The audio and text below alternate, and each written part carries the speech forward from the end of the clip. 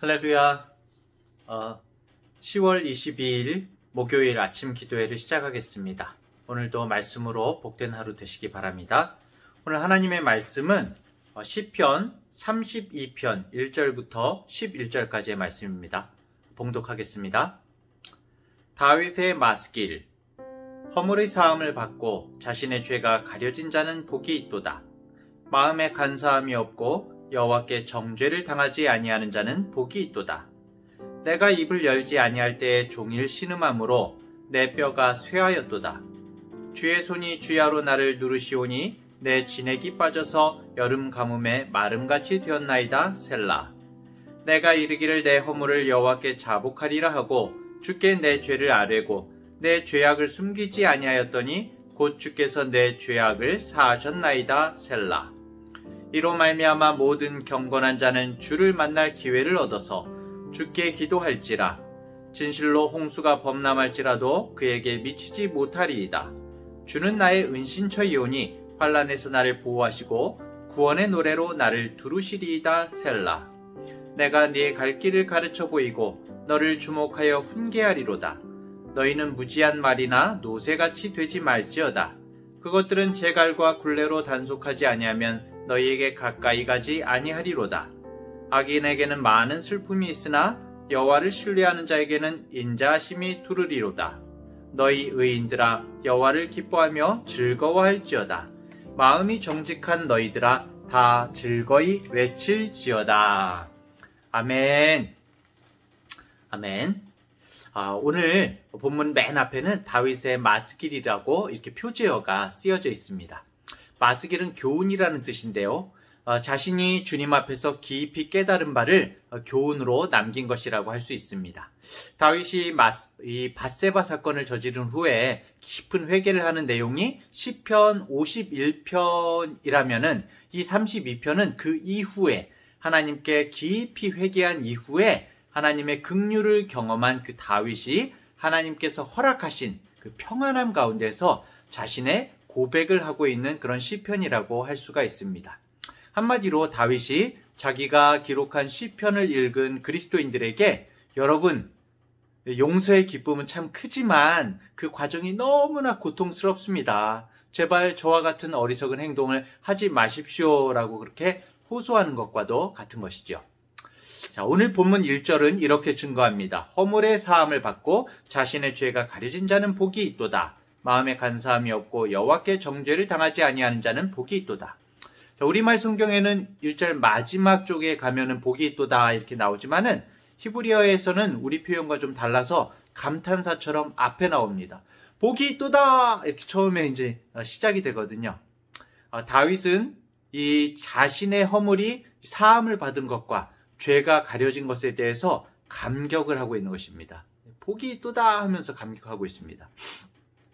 여기서 쓰이는 이 허물이라는 말이 1절에 나오는 허물이 우리말 개념으로는 허물 그러면 어떻습니까? 느낌이 작은 약점, 실수 그 정도이지만은 성경의 이 원어적인 허물은 굉장히 강한 개념입니다. 그래서 반역, 변절 막 이런 의미가 담겨 있습니다. 신하가 임금을 몰아내는 그 역모, 쿠데타 그럴 때에도 이 같은 단어가 사용이 되고 있는데요.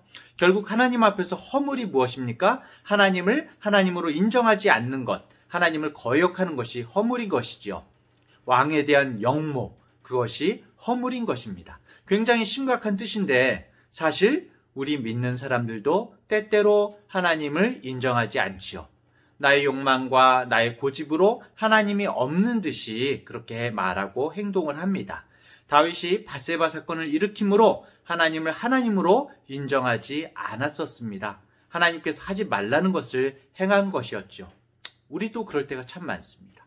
자, 그런데 어떻게 완전하시고 흠 없으시고 거룩하신 하나님 앞에서 어떤 사람이 죄에 대해서 자유로울 수 있겠습니까? 오늘 이 1절의 표현은 우리가 하나님 앞에서 완전하게 죄를 안 짓는 것이 복되다. 물론 그것이 복되죠. 하지만 하나님께로부터 온전히 죄를 용서받은 자가 참으로 복된 자임을 이야기하고 있는 것입니다. 사실 하나님과 우리의 온전한 관계를 방해하는 것이 이 허물, 죄이죠. 허물이기 때문에 이 허물과 죄를 해결함으로 하나님과의 바른 관계를 정립하는 것이 너무나 중요한 것이거든요. 우리의 믿음에 있어서 너무나 중요한 것입니다. 예수님께서 십자가 위에서 하신 마지막 말씀하신 가상 7원이 있죠. 그 중에 첫 번째가 무엇이었습니까? 네. 아버지여 저들을 용서하여 주시옵소서.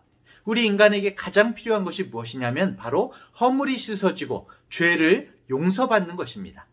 또 죄사함을 받는 것에 대해서 주님께서 이렇게 기도를 가르쳐 주시면서 주기도문에 나오죠. 우리에게 일용할 양식을 주옵시고 우리가 우리에게 죄지은 자를 사하여 준 것 같이 우리 죄를 사하여 주옵소서라고 이렇게 기도하라고 말씀하시기도 했죠.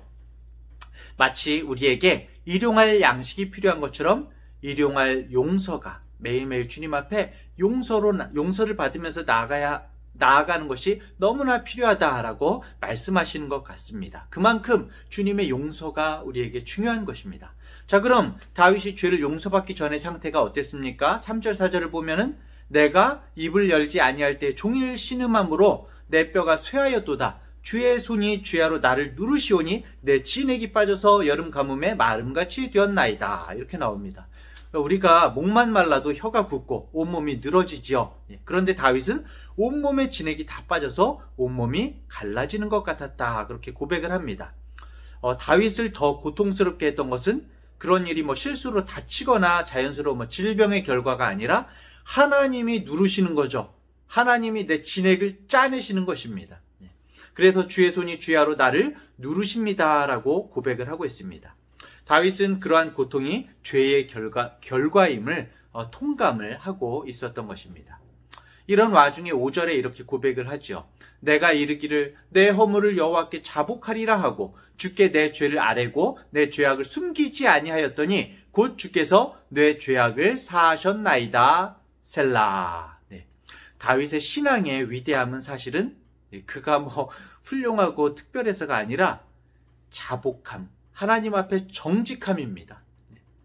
예를 들어서 밧세바 사건에서 나단 선지자가 다윗의 잘못을 지적했을 때 부인할 수도 있고요.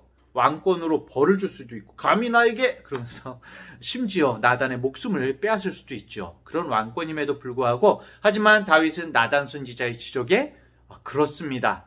당신의 말대로 내가 범죄한 사람입니다. 라고 인정을 하는 것입니다. 그 인정이 다윗을 복 있는 사람이 되게 하는 것이죠. 물론 복되지 않은 사람들은 죄를 숨깁니다. 성경에도 죄를 숨기다가 멸망의 길로 간 사람들이 있죠. 아간이 그렇고 사울왕이 그렇고 또 가롯 유다도 그랬습니다. 이 사람들이 죄를 지어서가 아니라 지은 죄를 자복하지도 않고 회개하지도 않았기 때문에 결국에 멸망한 것입니다. 많은 경우에 하나님 앞에서 자신이 죄를 짓는다는 것조차도 알지 못한 채 살아가는 사람들이 너무나 많고 심지어는 죄를 짓는 것을 알면서도 별로 죄책감을 느끼지 않고 죄에 대해서 둔감한 채 살아가고 있고 죄를 회개하지도 않습니다. 별로 괴로워하지 않습니다. 그렇기 때문에 사랑하는 성도 여러분, 사실은 우리가 내 자신의 죄를 알고 하나님께서 깨닫게 하시는 것이죠. 이것을 괴로워하는 것은 하나님의 은혜입니다. 진액이 짜지는 것은 하나님의 은혜입니다. 죄로 괴로워하는 것. 아무나 죄로 괴로워하지 않아요. 그렇죠? 마침내 다윗이 주님께서 죄를 용서하심의 기쁨을 6절과 7절에서 노래합니다. 이로 말미암아 모든 경건한 자는 주를 만날 기회를 얻어서 주께 기도할지라 진실로 홍수가 범람할지라도 그에게 미치지 못하리이다. 주는 나의 은신처이오니 환난에서 나를 보호하시고 구원의 노래로 나를 두루시리이다. 셀라. 주를 만날 기회를 얻어서 라고 여기서 말합니다. 기회를 얻는 것. 이거 뭡니까? 바로 적절한 때, 바로 그 순간을 잘 선택하는 것이 사실은 기회를 얻는 것이죠. 주님을 만나야 할 적절한 때, 주님을 만나야 할 바로 그 순간에 꼭 기도해야 한다는 것입니다. 그 적절한 순간이 언제일까요? 우리가 언제 기도해야 될까요? 바로 죄를 깨닫자마자, 하나님께서 우리에게 알게 하시자마자, 나의 허물을 알게 하시자마자가 바로 그 적절한 때고 그 기회인 것입니다.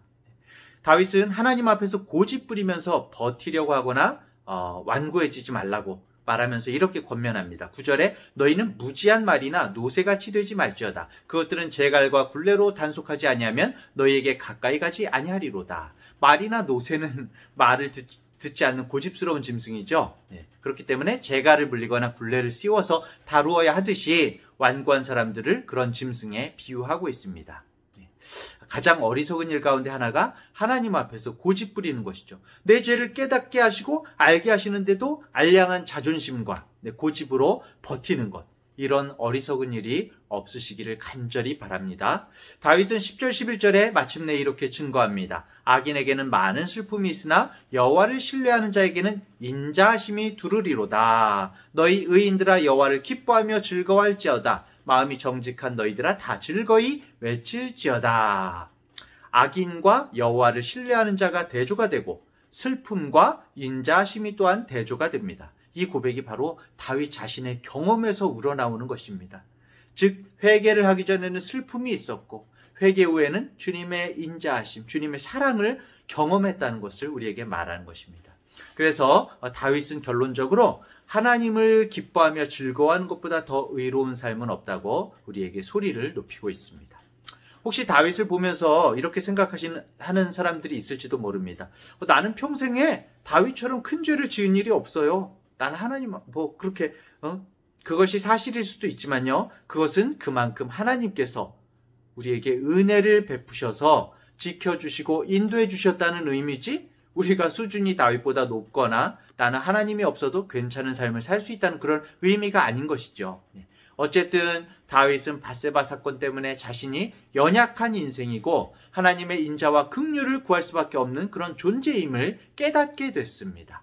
자신이 지은 죄로 인해서 다윗은 하나님께서 구하시는 것이 제사가 아니라 상한 심령이라는 것도 깨달았습니다. 우리들도 깨달아야 됩니다. 주님 앞에 나아가야 됩니다. 우리를 깨닫게 하시는 주님을 찬양하는 우리 성도님들 되시기 바랍니다.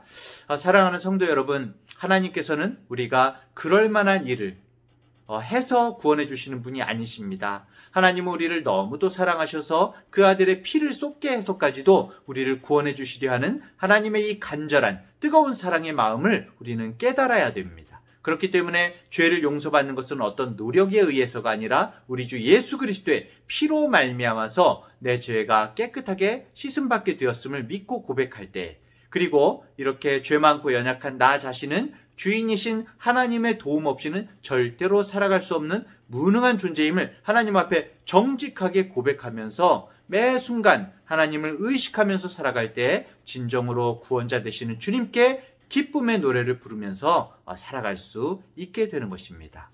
오늘 하루도 정말 주님 앞에서, 하나님 앞에 서 있는 우리 모든 성도님들 되시기를 간절히 축원합니다.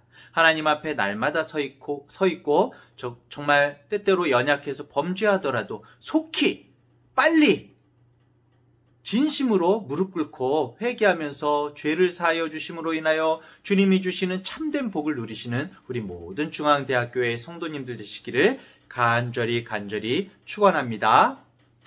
네, 오늘 기도의 제목을 나누도록 하겠습니다. 오늘 말씀처럼 오늘도 나 자신의 연약함과 죄를 깨닫고 괴로워하는 복을 허락하여 주시옵소서.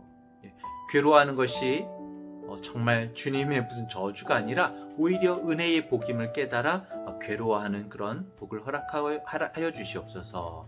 두 번째로, 죄를 정말 깨닫게 하시자마자 고집 부리지 말고 하나님 앞에 자복하는 복된 자 되게 하소서. 세 번째로, 오늘도 주님 앞에 서 있으므로, 살아계신 주님, 바로 내 앞에 계신 주님 앞에 서 있으므로 내 자신을 온전히 지키는 자 되게 하여 주시옵소서. 이 기도의 제목들을 가지고 함께 기도하겠습니다. 먼저 제가 기도하고 기도함으로 하루를 시작하시기 바랍니다. 기도하겠습니다.